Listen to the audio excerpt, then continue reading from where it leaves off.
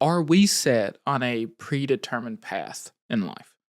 Is there some kind of destiny quietly guiding us towards what's next? This has been a theme in many of the books I've been reading lately, and it's something I've been reflecting on in my own life. Right now, I feel more clear headed than I've ever been.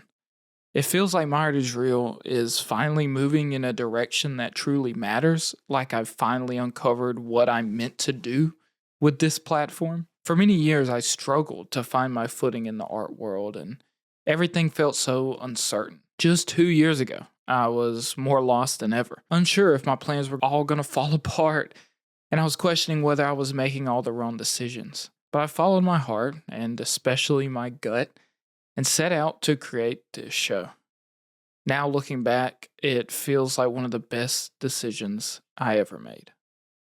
Join me as today's guest takes us into the shadowy streets of Madrid to uncover the vibrant and daring world of graffiti. I'm your host, Jacob Johnson. This is the My Art is Real podcast, a narrative journey into the lives that shape art. Today's episode, Jay Kaes, right after the break. This episode would not be possible without you, the listener. If you enjoy this show, share it with everyone you know and leave a review wherever you listen to the podcast. If you would like to take your support a step further, head on over to myartisreal.com and collect one of our limited edition art prints. By collecting a print, you're not only getting a limited edition beautiful print, but you're also supporting me and supporting the artist directly. Thank you so much for listening, and back to the episode. Okay, so my name is Jay Kaes. The version of my mother's name, family name, through my travels, and my artist name. My original name is Jaime de la Torre, and I live in London actually, but I'm from Spain, and I'm an artist. And where in Spain are you from? I was born in a small town, but I didn't live there much. Originally, I will say I'm from where my family is and where most of my life I spent it is in Santander. But I also have a part of me, which is my teenage years that were in Madrid. Growing up, Jay's early childhood was fairly typical. Going to school, playing outside, just the usual kid stuff. Then everything changed for Jay's family. In my family, my parents separated, and that was a big change in my life. And also, we went like economically, we went down a lot, and I was in a situation. I was a kid. I was not aware, but my mother had to take care of me in her own, and she had to work in several jobs. After the separation, Jay and his mother moved to Madrid, and that's where he spent the rest of his teenage years. Life was tough for them. To keep everything afloat, Jay's mother had to take on several jobs, which meant she was always away from home a lot. I realized over the years how hard that was, because it was moments that I didn't live with either of my parents. I just waited to see my mother for like half an hour in between one of her three jobs, and then come back to school and then keep going. But then is when the drawing became like I have a lot of time to myself as a kid, so and I spent that time drawing. So it was like my safe world. Drawing is something most of us do as kids. At least kids used to, when I was a kid. Before iPads and all these computers, just a pad of paper and a pen were all you needed to create your own world. Jay took to drawing very quickly, and it became more than just a way to pass the time. Did you have any siblings to spend time with as well, or were you an only child? Yes, I have a brother, and but my brother was about to become adult. No, Although Jay's brother was much older than him, Jay would find other ways to occupy his time. He was drawing and playing out in the streets, two interests that would eventually merge in a big way. like my aunties take care of me, no, and they give me a lot of freedom. What we say. So I was like, when all the kids go to school, I will stay be in the school till they close the school, and I will play with the different generations. So when my generation go out, I play with the next generation and the next generation, and then I get used to be in the street a lot, and then is when the drawing started to be more like graffiti. I started to tag my name. The person probably most responsible for introducing Jay to graffiti and the street art world was his brother. I always say that the cause of it was my brother. When we were small, my brother enjoyed better financial situation, and he went to Los Angeles and stay like for a summer in Los Angeles, and then he came back with mixtapes with hip hop, no, with rap music, and magazines with skateboarding and graffiti. I would like the clothes, the cap. When you remember where everyone go with the cap backwards. So in Spain, it wasn't like that. But my brother arrived from US with the cap backwards, and I kind of it was like my older brother, so I kind of imitate all that, you know. And I have pictures of me dressed like a rapper, like a very young age, because it was like I don't know, something that my brother did, and that was where I get the attraction to it. I just keep like the aesthetic of the hip hop, no, of the like the tags from graffiti and all this in my head. When your brother showed up back at home with all of these, magazines and all this new culture, what did you think of it? It felt like cool, you know, like a new toy, you know what I mean? Like it's more for me, you know what I mean? I don't know, because maybe the surroundeds or the other things that I have, it was more like typical, and I wasn't that impressed. And it was kind of a hit of dopamine because it was like, oh wow, this is way different, you know. And then I get attracted to it, and also. I went to school and no one knew about it. So that kept me like that was like, oh, so then it's like my thing, you know what I mean? So I start anytime I see graffiti, I look at it. Anytime I listen to hip hop, I go there. That was it. From the things that he had brought back, your brother, what was it that led to the discovery of graffiti? So the graffiti part was in a magazine that I didn't manage to recover. It was like a skate magazine he brought, and it have like some pictures of the Los Angeles Canal. They have some tags in it and some pieces. Very weird and crazy. But at that time in Spain, they put like Baywatch, the TV series. And as a kid in Baywatch, when they go to Venice Beach, you see graffiti. So in Spain at that time, even if there was a culture for a kid, the only thing was the television to get like maybe in a program, in an American program, like Bel Air Primes, and then you see the aesthetic of graffiti. And then there's a style wars, and there is other like more like things directed to that, or Subway Art, the book, but not in my family, my culture. No one actually knew about that. Creating graffiti seemed to come naturally to Jay, like it was something he was always meant to do.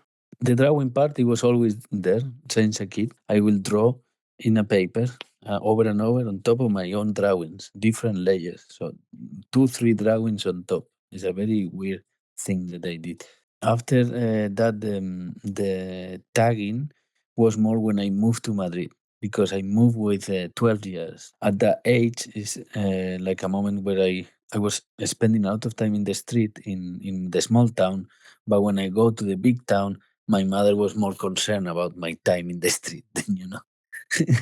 So then the people in Madrid have a bit more culture about hip hop or urban culture, and I make friends quickly, and we encourage each other to take some cans and go to the track sites and start painting graffiti. So then is where the graffiti came, and I discovered the rush of it and the adrenaline of painting, but most important, the joy of creating a painting. Your tag, your street art name, how did you come up with that? I have different names, and at that time also my grandfather died, and it was something that as a kid was an important thing for me. My grandfather was very nice during the whole situation of my family, and kind of the figure that keep the family together. And then he died the 3 of December, and I decided I have previous tags, but at this point I decided to have the tag three, tres in Spanish. But then from previous tags, I liked the character of being like a rebel, so I keep the K because in the Spanish alphabet, K is a very unusual letter that is used to like kind of a rebel words, kind of an icon of of rebellion. So it was like K3, and that was the tag. As we grow up, we're always trying out new hobbies and exploring different interests, figuring out what really speaks to us. And once we find something that truly resonates, it's hard to let it go. For Jay, creating art, especially street art, was that thing. He loved everything about it, not just the images he could create, but the entire process. The thrill of being out in the streets, spray paint can in hand, immersed in the moment. But when you're out there painting, it's always smart to have someone watching your back.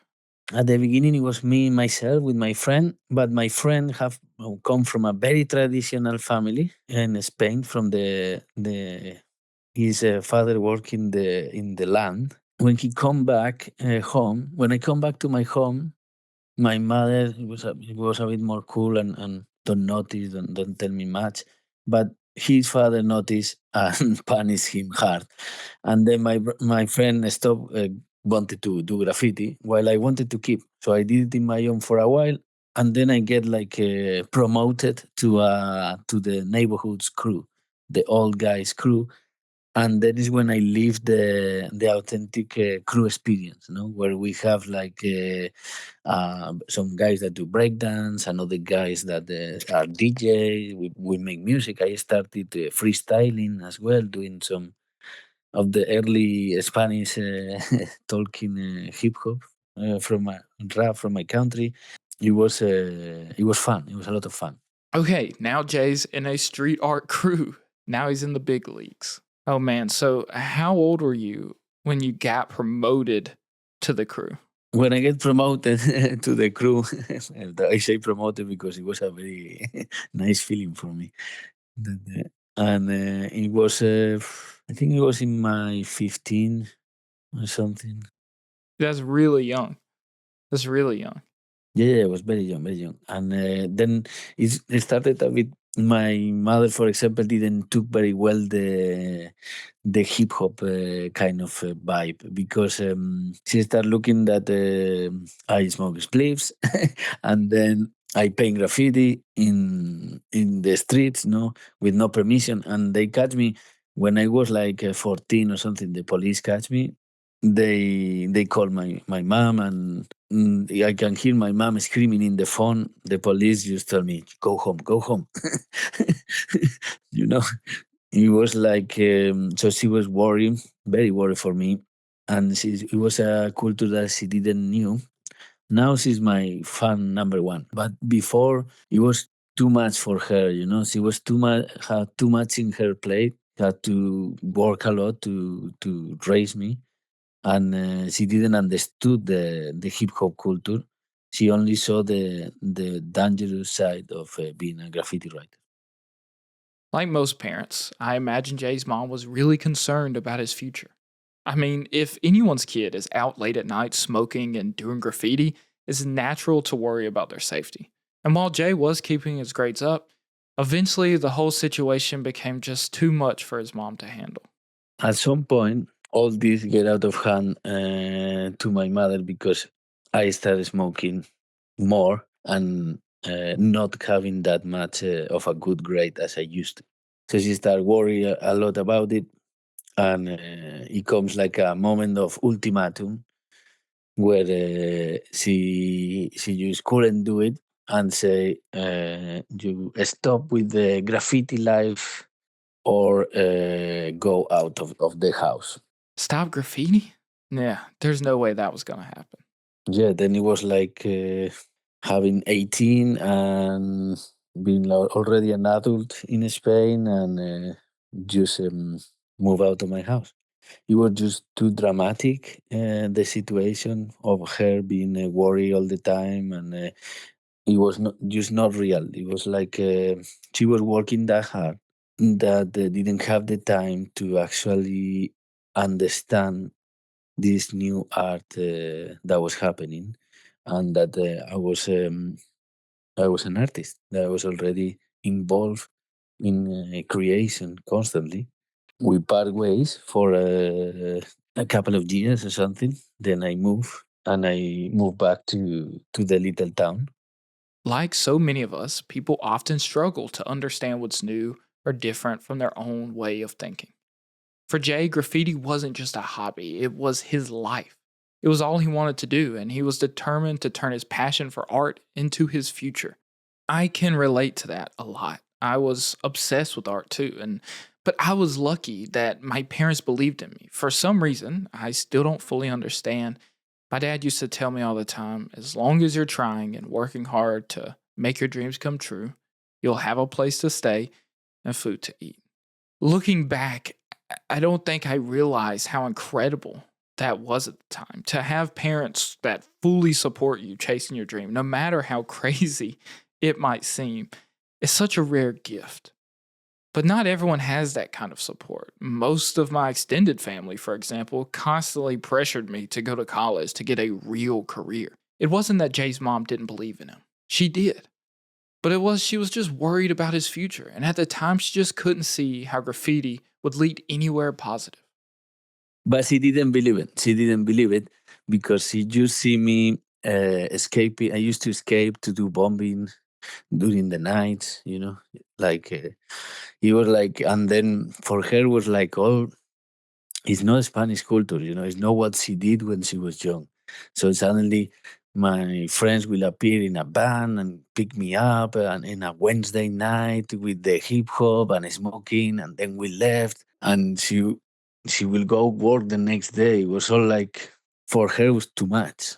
Like when I spoke with him now, with her now, we laugh about the stuff because she was just pissed, because it was like, fuck, nothing is going how it's supposed to go. I have a lot of respect for my mom and how she took care of me, and I just wanted to, like to have a career and have a future, and I really thought that was the best way for me. So when you left home, where did you stay? The first thing was go crash at friends and try to make it, try to, freestyle it from there. Shortly, it became like a complication in my whole idea because I wanted to study art in university. And she wasn't very happy with that as well.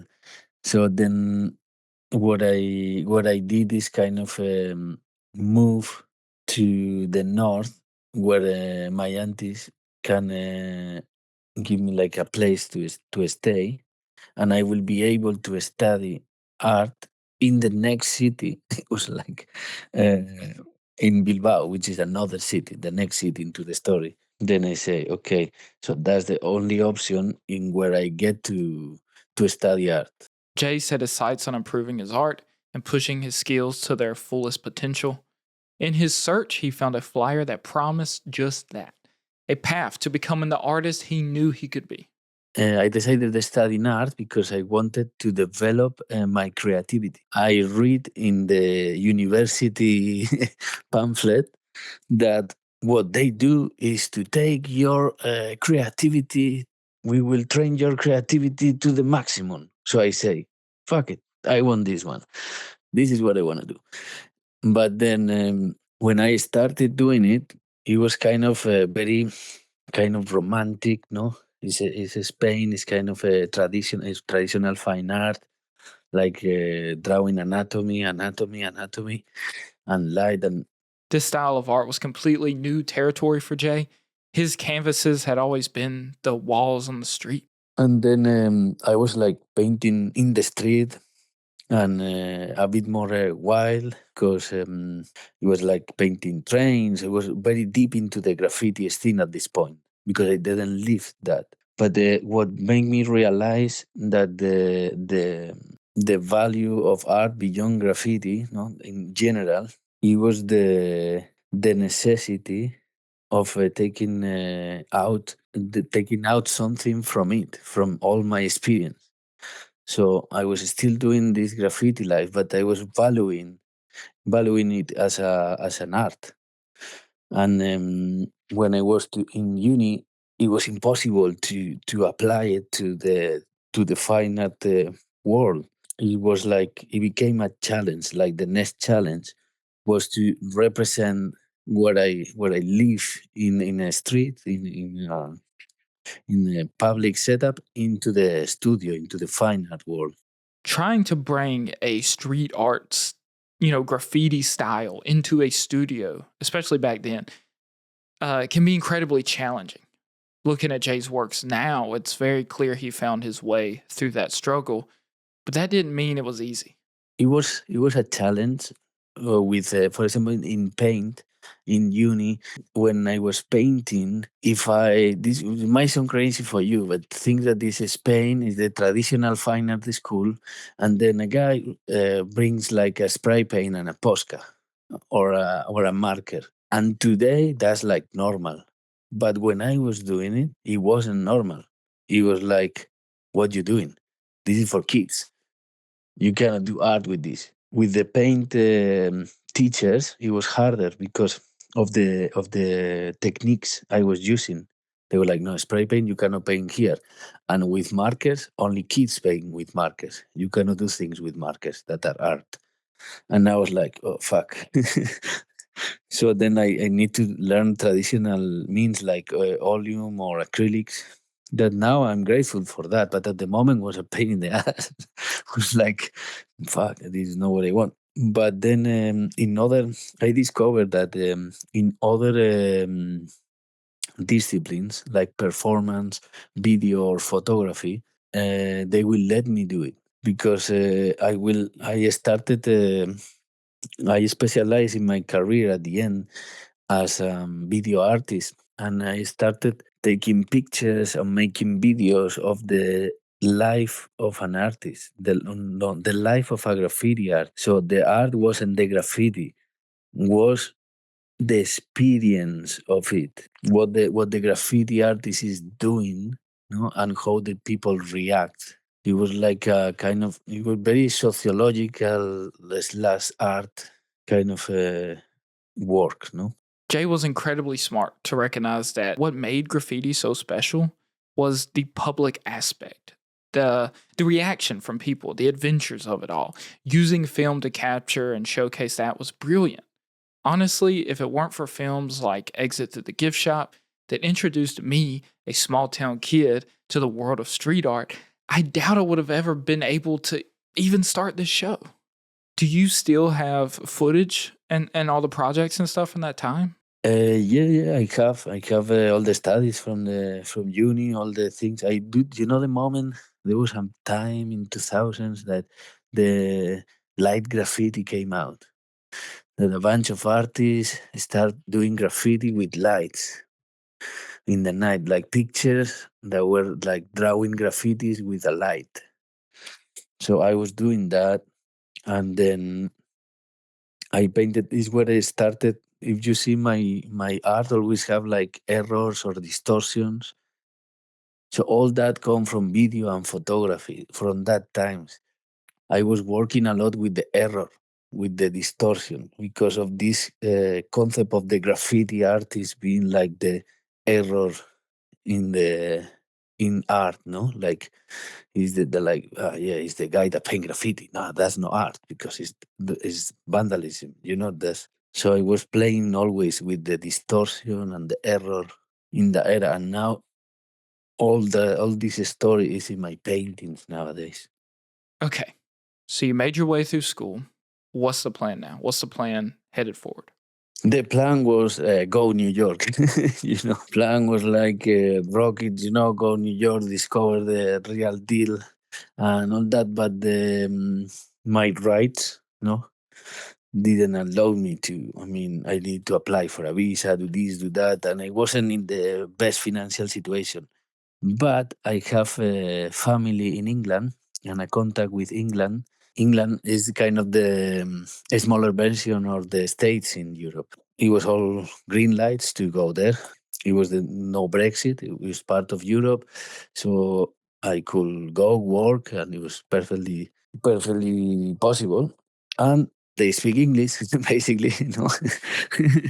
So then I will get to understand the books and all the culture from US and the hip hop, everything. Because I didn't understood much of the music, or maybe I have a graffiti book, but I don't understand much of the language. So I needed it was like needed for me for develop my career to control English, to be bilingual. So England was the best situation. And in landing in London, how was that? How was London? How was England?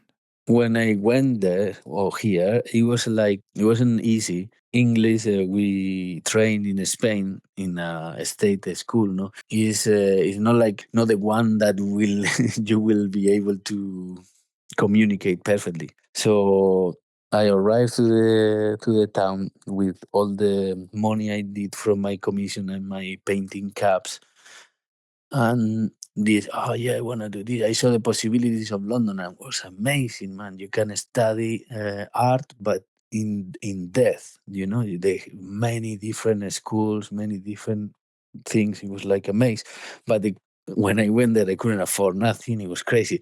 In the second month, I almost lost all my money, and I get jobs.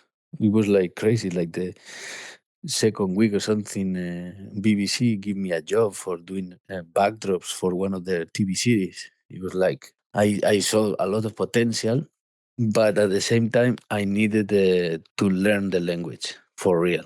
While he was doing some murals, painting, and selling his pieces here and there, it wasn't enough. He needed a steady job to get those bills paid. Separate a bit my need for art and doing art and live from art and all around art, and I needed a more practical situation where I get money and learn English. So I spoke with an artist here, an old artist in England, and he recommended me to go to the center of London, where the most crazy part of the city is, full of people, and get a job there in anything. And it will be the best way to learn English quick, to adapt to the culture, learn the language, and also make the contacts to develop my career. So, he got a job as a bartender. So it's what I did, and I ended up being a cocktail bartender in a salsa club for a year and a half in London. I have a lot of fun there. And I'm very grateful to the Latin community in UK that through parties, through serving them with the cocktails and everything, they start giving me opportunities for painting, because I will sell you the cocktail and a painting. you know, I will be like always focused with my art. No. His English was improving, he was meeting interesting people, and he was making sales. But eventually, he knew he had to dive into the deep end and fully commit to his art. It was a hard moment because it's a very comfortable situation because it's a fun job, but I needed the art, and it was this moment that they wanted to promote me to a serious position, and I needed to wrap my head about if I'm gonna continue with what I did all my life, or if I'm gonna get use a job and do that in the weekends. I didn't took any the position or nothing. I just went say okay, thank you very much for the opportunity, for learning, for all that I have enjoyed here. But now I'm gonna go to for what I want, like live from making my art, no? Because I do my art anyway. If I work for someone else, then I will work, and when I arrive home, I will be painting all night. So I barely sleep, you know. So it's healthy for me to just dedicate to something that is related to painting because it's what I like to do with my life. I manage, I jump to the pool. I say, okay, so I'm gonna do it. It was a rough start, but soon things picked up and he was paying his bills through painting. At the beginning, it was a bit more difficult, but soon I start getting some help from Red Gallery or London West Bank Gallery, and they both kind of give me spaces to work and let me exhibit and give me some jobs as well. By this time, Jay had transitioned to painting more on canvas and was starting to exhibit these works in galleries. How did it feel for you once you finally were able to adapt your style to canvas? How did that feel for you when that finally happened? It feel very good to know that I'm happy with painting in a canvas. Not that I have a feeling similar to when I was painting in the street for all that long time. So I have like I believe in it. You just keep getting better and better this feeling, no? Because I can see myself doing more things and representing a bit more of myself and learning about myself more. It's more personal, I think, painting than in the studio or a painting that at the street in public. Success doesn't happen overnight.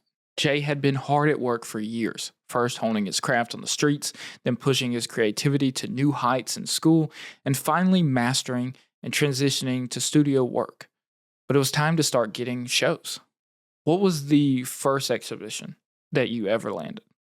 It's there's different stages of exhibition because my first exhibition was in Spain when I was going with when I did my photography. I have like a the final project of the year with one picture, and I went to frame it because I wanted to present it very nice in class, no, like get a good grade. And when I went frame it, the framer ended up having a gallery and saw what I was doing and say, "Oh, can you do a show with this?"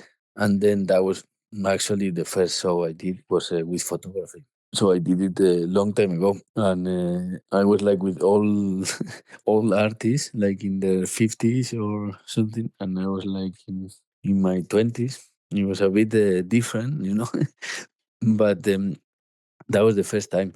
And then there came this moment where he was finally able to show his paintings. And then the first time I did a show for paintings, it was during COVID. I enjoyed a lot the process of painting, but I couldn't actually be physically in the show because it was in another country. It was in Switzerland.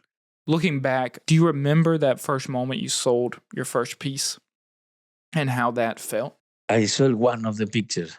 That was the first time. That feel amazing, and it's still with me that feeling, kind of achieving some support. No, like finally it gets some recognition, and then it's kind of make a sustainable way. Because before, remember that I was painting, but I was painting commission work, more like people was telling me what, and this was totally out of from my mind. Like so, it was like a deep exploration inside my life and what I was living, and to someone to value that, it was very important for me.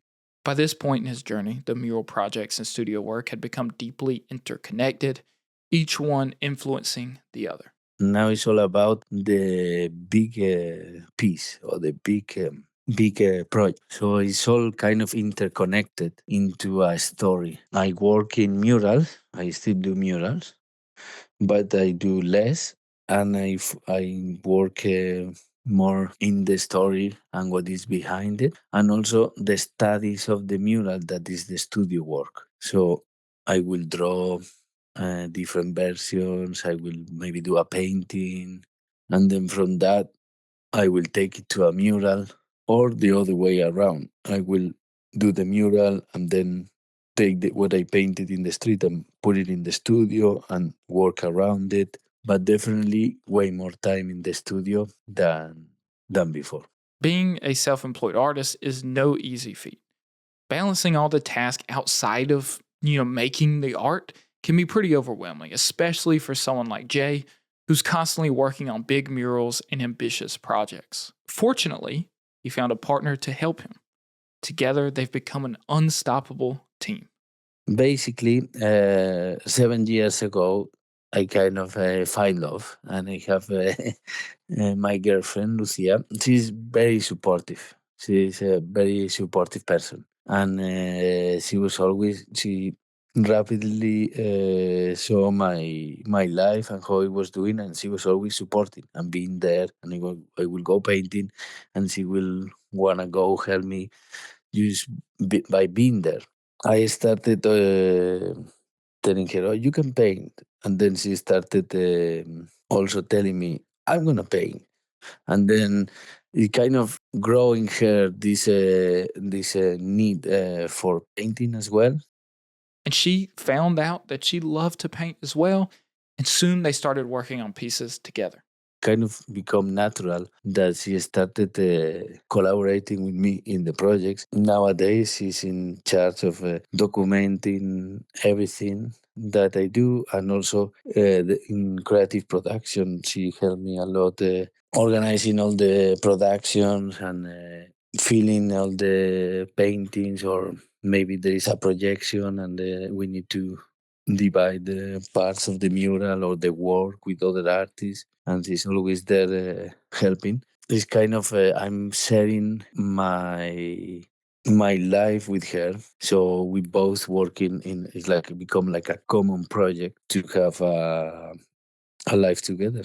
How does it feel to have a partner like that? So when you not only share a life with, but also collaborate with creatively to make these incredible works. It's kind of it's very special. I never thought I would have it. I was always doing it in my own, and then to live and see that it grow on other person to help and to do it with you is very very special, man. And I feel a very serious thing for me, because when I paint, I think in not only in me. I think in having someone else taking part of the painting as well. So it's beautiful to share this with someone that you love. All this journey was also about my freedom and about to have a life that kind of design my own life, create my own reality, and